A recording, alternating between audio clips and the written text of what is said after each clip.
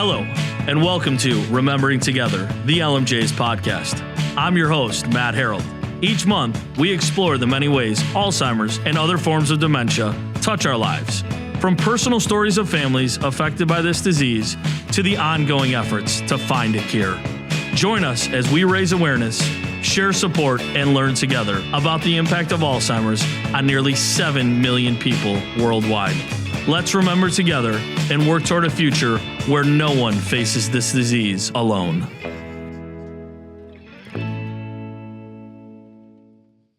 Welcome to Remembering Together, an LMJ's Lost Souls podcast. We are here, episode number 4. Every time I say it, but I'm amazed that I've made it this far and excited to have a guest today who has a very personal connection to Alzheimer's and dementia. But in the most important part today, we want our audience today to learn something and learn about the experience that she has gone through and what she is doing because of it. As I say every episode, I love to talk about myself. So this is going to be, as always, a hard part for me to remember to let the guest do what they do best, which is inform the audience today. But again, I am Matt Harold. I am the Vice President of LMJ's Lost Souls, and I have, along with our guest, a deep connection to this disease. And without further ado, want to introduce our guest today. So today I have someone here today who has both a personal impact related to Alzheimer's, but also incorporates Alzheimer's into her career. She has been a practicing psychologist for over a decade with her own practice and recently expanded her outreach. Today with me today is Dr. Stephanie Grunwald, psychologist and founder of Encorio. So Stephanie, thank you for being here today. Thank you so much for having me. So we'll get right into it. Let's talk about you because you're the guest before we get into what you're doing when it comes to Alzheimer's. So tell our audience a little bit about yourself. Well, I grew up in a tiny town in Wisconsin, and after lots of twists and turns in my professional and personal life, I landed in Chicago. That's where I did my PhD, and I have stayed ever since then. And as you noted, I started a practice in the city going on 8 years now. Restorative counseling has been around. And then just recently, I became a multipreneur when I started another business in honor of my mom. Multipreneur, I love that terminology there. So give us a little bit, undergrad, where you went post-undergrad and that, if you don't mind, with on the personal side. So undergrad, I actually started out in mechanical engineering. So I started at Michigan Tech, way up in the UP, and didn't make it there very long. Quickly transitioned, and everybody kind of scratched their heads when I switched into psychology. But natural transition, absolutely. Totally makes sense. Of course. But it just goes to show you I have the best of both worlds in my mind. Right. But from there, I ended up getting my undergrad at UW Green Bay, and then I did my master's in Indiana before heading to Chicago. Matt, was that Indiana University? No, I went to Indiana State. Okay. Sycamore right there, right? See, there we go. Where? Larry Bird. Larry Bird. I'm sorry. Where is Indiana State? Terre Haute. Terre Haute, there we go. But yes, the College of Larry Bird, that is a very good one there. So obviously here today to talk about Alzheimer's. Obviously, you have a very personal impact to Alzheimer's. So if you want to fill us in on that. Yeah, so I mean, my impact was my mom started to show signs of dementia in her 50s. And for us, it was really just struggling, like on the professional side. I knew some of what was going on, but also I hadn't trained in anything particular to this area, but just knowing what I knew about Alzheimer's, and she was a nurse, so she had some insight and was kind of aware of what was going on for her in the beginning. And really, it was an interesting journey of trying to get a proper diagnosis. We had encountered someone first who was really dismissive. I just don't know if he wasn't aware that this was a possibility or what, but because I was trained in psychological assessments, I was actually able to see some of the mistakes he made when he was reporting her results, which led us to then obviously get a second evaluation. And that started the journey of just trying to get the proper diagnosis. And with her young age and where she lived in Wisconsin, there were limited resources, and a lot of them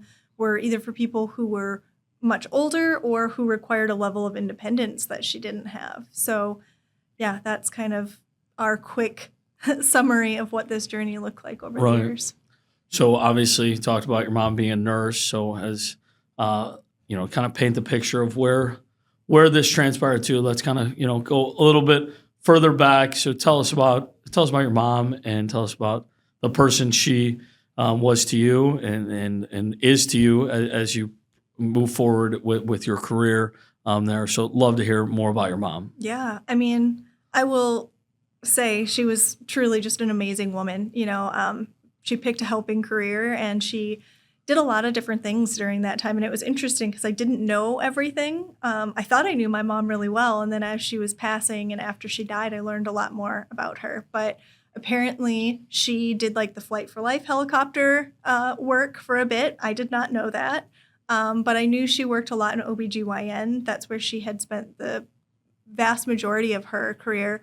But she also did work with cancer patients and ended up doing hospice care as well. So that just paints the picture of like how much she cared and wanted to help other people. She raised myself and my siblings and she took care of her parents. They had moved in with us when, or following my parents' divorce, her parents moved in. My grandmother and step-grandfather moved in with her and she cared for them until she wasn't able to anymore. So, it was interesting because like we noticed she was slipping a little bit, but she was finally the one who's like, I'm really worried because in her nursing career, she's like, I'm just not able to remember things. Even like the strategies that I'm using don't feel like enough. Like, I think it's time for us to really explore this. And I thought that was really interesting that she had the insight and awareness to even start advocating for herself that way. And then for you personally, going through this, what was it like for you to, have a perspective like that of someone who has an idea but doesn't fully have an idea of where things were going? But what was that like for you as a child going through this? Well, sorry, no, it's okay. I mean, it's like I was still going to school at the time, so I wasn't there with her on a day-to-day basis, and that did kind of complicate things a little bit just because like sometimes I felt like I would miss stages. Like you think about children, right? And when they're little, how vastly they change and everything like that. And I felt like for me, even though we talked regularly, there were things that I wasn't aware of until I would come back and see how much she had changed. And it was hard because, you go through the denial. It was very much me thinking that we were going to find some other explanation for this, or we were going to find some way to make things better for her. And then ultimately just having to come to terms with the fact that this was her reality and our reality and figuring out how to navigate that as a family and roles, responsibilities, and then my part, because although I'm only 2.5 hours away, it was tricky. In that case, there's no 2.5 hours is not right around the corner, and it's close. But in that situation, 2 minutes just seems like it's too far as somebody who went through this as well. So I can only imagine that struggle that you went through of not being there, but being there in a completely different way. So as this is transitioned and what you experienced, so now where you're at moving forward. So talk about, if you would, why you support and why you want to be involved in what you're doing as a result of all of this. Well, ultimately, my mom passed away at the age of 61, and that just really was like a wake-up call for me, and it really made me reassess like how I was spending my life and some of the assumptions I had, because quite frankly, at that point, I was in the thick of establishing my business, and I kept pushing things off thinking someday, like even my mom and I, we had a lot of plans for what we were going to do after I finished grad school. And then by the time I finished grad school, she wasn't in a position for us to do any of those things. And it was interesting to see just how much I was operating on autopilot and not really making the most of my life. So I went through my own healing journey, but it was interesting because, my mom passed away during COVID. So there wasn't a whole lot that we could do. And my psychology practice was, there was such high demand and need. So I had a full caseload to juggle and this grief and everything. And after operating an autopilot for a few months, after she passed, I went right back to work because that's just what I knew to do. And I knew my clients needed me. But I was in a session one day and I was talking to a client about how they had to prioritize themselves. And it was like this moment of, and are you going to listen to yourself, Stephanie? So I took some time off, 2 weeks. It's a big deal for me, but took some time off and I went hiking, and something I'd never done before, but it was a safe thing to do during COVID. And during that time, I had this idea of how I wanted to transition my career a bit and how I wanted to focus more on creating a life that allowed me to really do all the things now. And that was how Oncorio kind of came to fruition. It's really interesting because what you said resonates with me on a business level, and the reason being is we joke in our business that we take care of our customers better than we take care of our own insurance policies. And there's times that I've moved and I forgot to update my address in the system for 2 weeks, 3 weeks, and you're like, customer calls in, you take care of that need immediately. So when you're saying having that moment, it's an aha moment to a point that you're going, I need to do some self-reflection here as to what I'm doing. So you want to talk about that journey on. You took the 2 weeks.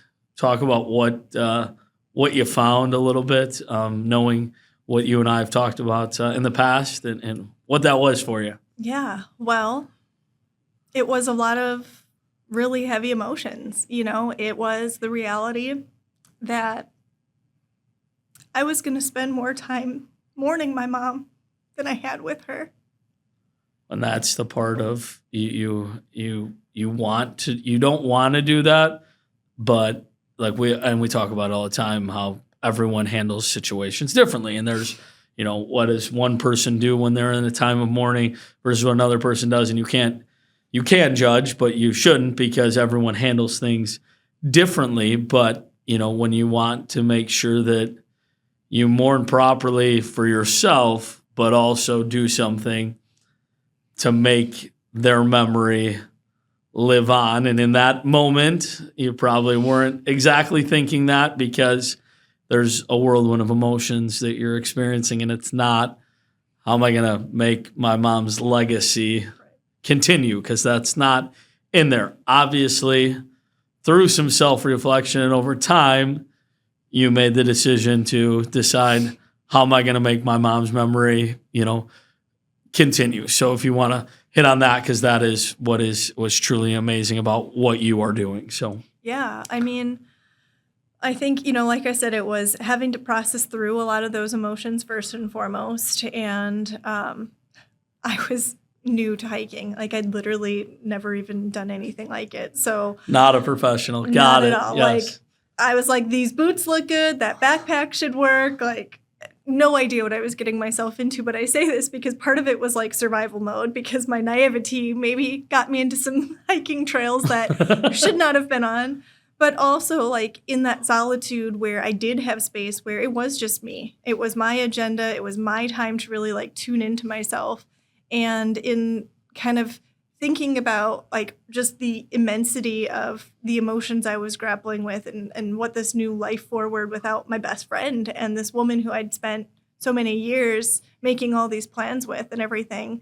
But I was actually hiking in Tennessee when I had, like, the idea of, I want to work differently, not just in terms of freeing up my time, because as a psychologist, I can only see so many one-on-one clients.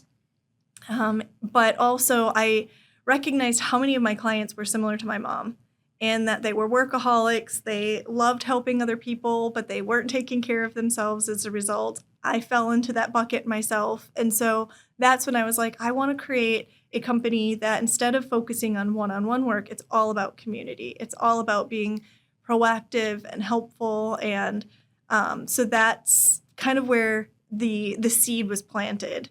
And then, of course, I came back from that trip and work was busy and I wasn't really sure what to do with it. But I chose the name Oncorio because it means anchor. And in terms of how I work with people, I try to help them anchor within themselves where they don't feel like they have to keep chasing these external accolades or, whatever measures of success, but really making it so that their life was meaningful to them. And I think about that a lot because with my mom, she, despite having a very demanding career, somehow made time to really make everyone in her life feel special. She was the best grandparent to my nieces and nephews. I mean, a lot of her family members relied on her in different ways. And so I wanted to tap into those empaths and help give them a space where they could feel seen, but also help them recognize the importance of prioritizing themselves. So the whole focus is on how can you sustain success without losing your well-being and, making sure self-care is a big part of everything you're doing. So it's been a learning journey for me as I'm helping other people with that as well. I think it's interesting. I know I might butcher this slightly, but they talk about the reason to enjoy life is because your job will be posted before your obituary is posted, and there's a balance to all of this, and it's not just yes, we all need to provide an income to do the things that we want to do, but when it comes down to it, your family, whatever your passion is, and it was. I resonate with that when we decided to start a nonprofit. It was, do I have the time to do this?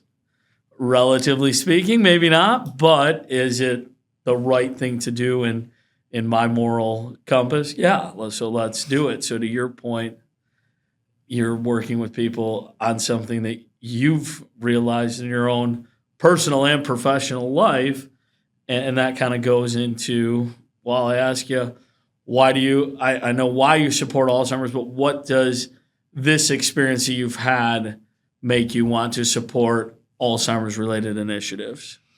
I mean, obviously it stems from just the experience I went through with my mom and realizing that there's just a lot of barriers from getting a proper diagnosis to being able to access resources, and the isolation that I think I experienced because all Alzheimer's is terrible, but early onset is unique in many ways, and there just weren't that many spaces. And so it really came down to me wanting to help in terms of increase awareness and education around what this looks like and the fact that it is increasingly prevalent and more people keep experiencing this.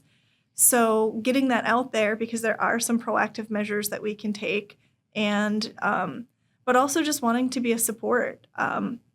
Ever since I started, talking more about my mom's story, I'm both saddened and amazed at how many other people are like my grandmother, my aunt, my mom.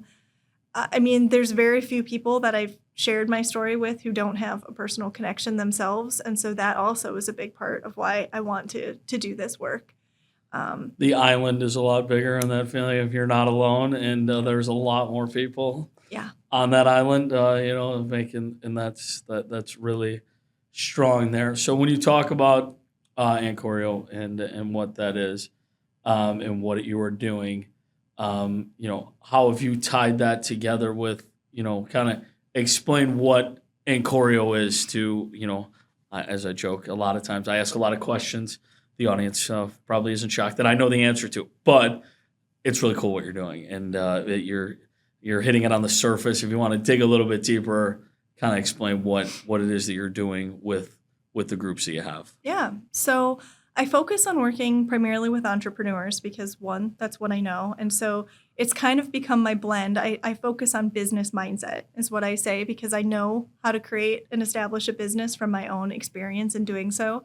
But it's a way for me to incorporate my psychological knowledge as well, because I think that's so important. But I call myself an alignment strategist. And the reason I picked that is because it is all about aligning rather than balancing life. As you know, work and personal life, it's never equal, but it's about do the things aligned. So to your point, this is a passion of yours, so it aligns with your values and everything.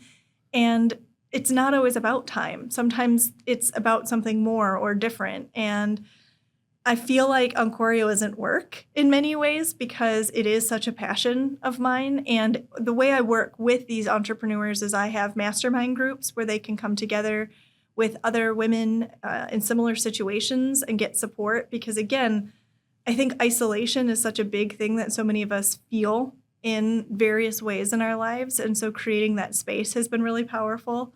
But I also run groups where we go through them together as a cohort. I actually just finished one in December, and hearing like the transformations that they experienced were really, really powerful in terms of how they felt more confident, or how they did recognize, like, you know what? Yeah, I do need to take care of myself. Like, I had somebody just last night who was messaging me about, yeah, I realized I did it again. I was working way too much. I need to step back and take care of myself again. And I mean, you know it, I know it. Like, it's almost automatic at this point where, especially if you like what you're doing, or even if you don't, like sometimes you just get so caught up in the work, you forget to pop your head up every once in a while and evaluate how it's fitting in. And so I think that's a lot of the work that I do. And that also led me to want to run retreats. I mean, Oncorio was founded while I was hiking in the middle of nowhere, questioning if I was ever going to make it out, quite honestly. And,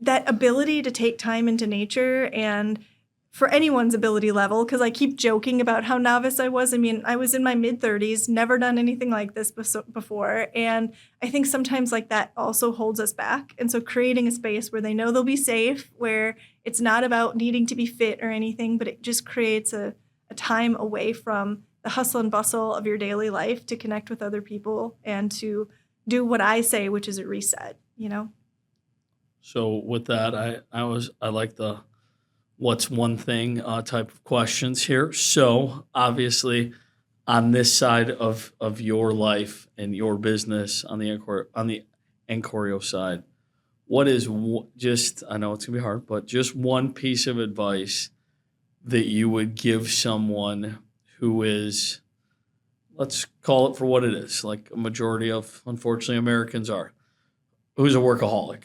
What's one piece of advice that you can give that could potentially help somebody who's maybe listening going, this is me, and what could I do maybe, I don't want to say differently, but what's one piece of advice that you could give? I mean, I think the first thing is I always start with awareness. Like, how many people are aware of, one, being a workaholic? Like, I think sometimes we don't even recognize that we are. Or two, if you know that, but then you just keep pushing it aside of like, but I've been managing it, it's no big deal. Then I go to, okay, well, let's raise the awareness of the implications it's having on your health, on your relationships, on all areas of your life, right? Because the reality is, in order for you to be a workaholic, something is being sacrificed. It doesn't matter if you have kids, if you're married, like your health, other things are also getting impacted. Your sleep at a minimum. I can't tell you how many people I work with where they, it was like this sick badge of honor when I started my practice, where everyone would like talk about how little they were sleeping. And I fell into that trap for a long time too. And then I was like, why is this okay? Why is this the norm that we're celebrating, right? So now I'm like focused on, I'm going to get to bed and I'm going to sleep well. And yes, a lot of people, joke about that with me, but I'm like, at a minimum, if there's one thing you can start doing, make sure you're getting enough rest, because that's what helps you function every day. And when you get up in the morning, think about how you're going to take care of yourself. It is the antithesis of what almost all of us do, because it's been programmed that self-care is selfish. But the reality is, if you keep putting everyone else first and then you try to make time for yourself, you don't have that time. And then you don't have what you need to be able to give to the people that you want to be able to take care of or be connected with. You're really hitting on a real when it comes to sleep that I see that. So the joke of you're not truly married until you debate with your spouse as to who's more exhausted than the other one. Especially if children are in the picture. And I laugh personally because I'm like, maybe I'll sleep in 10 years at this point with what's going on. But that feeling is real. And I think you're hitting it on the head, because when you wake up, what is it that you're doing? Are you waking up completely exhausted, number one, but also number two, what are you doing when you wake up? Are you just is the day just like taking you over as soon as you wake up, Right. or are you doing something for yourself to give you 10 minutes to kind of, maybe not 10 minutes, but something to ease into the day, so to Yep. speak there. So obviously you're talking about how your mom balanced all of the things of life, it seems like there. So to kind of go back a little bit, and the same type of question I want to ask you, what is one thing that somebody who has got a loved one who is experiencing this journey that is unfortunately Alzheimer's for their loved one, what's one piece of advice you would give to somebody who is in the position of child slash caregiver slash support person, that from your own personal experience? I mean, first and foremost, find support for yourself. I didn't find that in a lot of like my friends because none of them had experienced anything like this. It's interesting because I've now become like the go-to for like, hey, my grandma's showing signs of Alzheimer's. Can you help? Right. But like no one had charted this path before me. So I was fortunate. I am a psychologist and I see a psychologist, and I say that with a badge of honor. And so I had a therapist who was really there to help me through all the different emotions. We don't talk a whole lot about it, but it's hard not to get frustrated with your loved one who has Alzheimer's. I knew my mom had memory issues, and I wanted so badly to be supportive and understanding and patient. But there were certainly those times where I would have a short fuse and I would get frustrated, or where I would do all the things you're not supposed to do, like tell her, well, don't you remember one of the things you're not supposed to do, right? And so I think, again, it just goes back to knowing that you need support. You need to be able to take care of yourself so that you can show up and be there for them, and that you have an outlet for everything that you're going to go through. I think that part of, we don't know what we don't know, and we don't mean to do a lot of things. And there's so many things that you can look back on and you're like, why did I do it that way? And of course you didn't do that way out of any sort of malicious intent whatsoever. But you wish you could do it differently. There's no doubt. And time, talk about time's precious, and no matter what you're going through, you don't know what you don't know until you experience it, and then you get a swift learning lesson that is not so great there. But this is why we're doing what we're doing, to a great extent, is to educate and share our story. Here, it's not easy to necessarily talk about. There is definitely some emotions that impact us, and they, to so many people, this is why we love our loved one the way we do, and their experience has a huge impact on us mentally, emotionally, physically at times, and I really appreciate your transparency on this.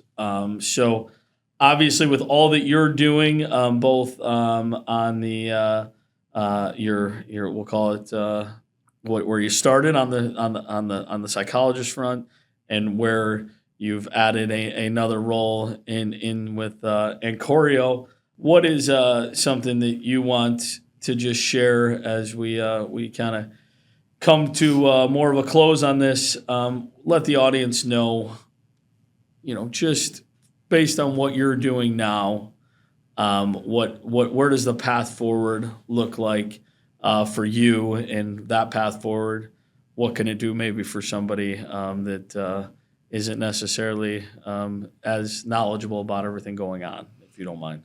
Yeah, I mean, from a personal standpoint, my path forward is to continue spending time in nature intentionally. I actually have a trip planned for a few weeks from now. So where are we going? I will be going to Texas. Okay. I've already visited that state, but there's a few national parks I didn't get to. So awesome. I'm going to do 3 national parks while I'm there.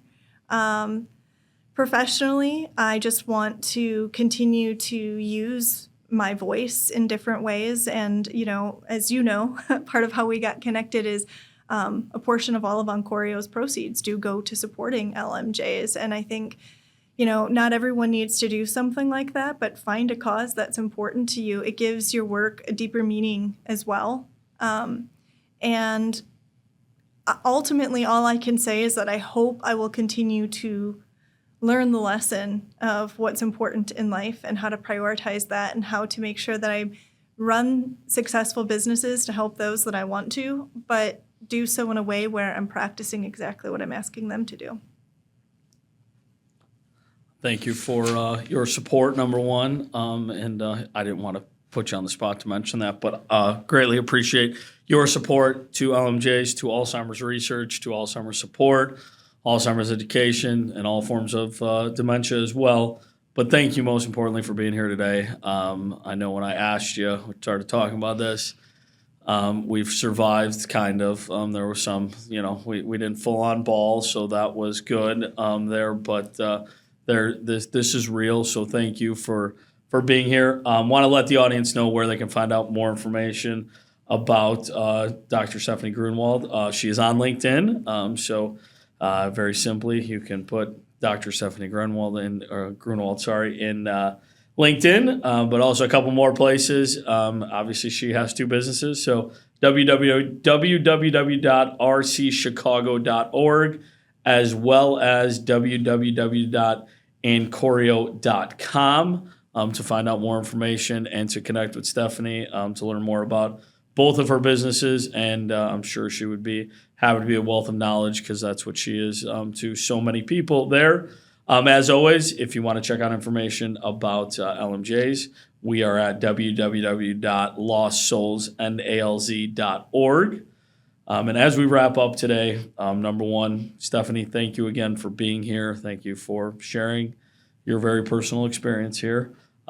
This is a monthly podcast, and I would love to connect with people who are looking to join me in the studio. And when you're joining me in the studio, can be someone as personal as Stephanie, who's experiencing who experienced something and a very personal connection, someone who's in the Alzheimer's support field, or a resource for memory care.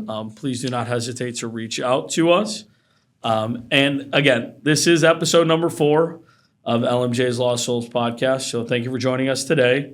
We hope the information shared today by Stephanie was beneficial and impactful. And as always, love your family, love your friends, and remember to cherish the time you spend with the ones you love, because at the end of the day, all we have is memories.